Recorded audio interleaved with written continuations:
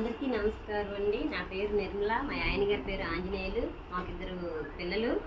పెందుర్తి, విశాఖపట్నం, ఆంధ్రప్రదేశ్లో ఉంటున్నాము. మేము ఇక్కడ 20 సంవత్సరాల నుంచి పూడి గుడిసెలో ఉండేవాళ్ళము. వర్షాకాలం చాలా ఇబ్బందులు పడేవాళ్ళము.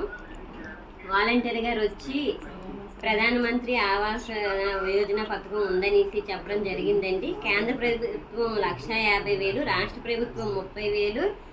దాంతోపాటు డ్వాక్రా రుణం లోన్ తీసుకోవడం జరిగిందండి.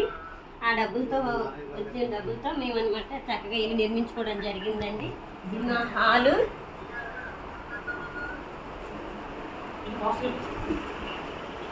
ఇది మా మాస్టర్ బెడ్రూమ్ అండి. ఇది మా చిల్డ్రన్స్ బెడ్రూమ్ అండి. ఇది మా అటాచ్డ్ బాత్రూమ్ అండి.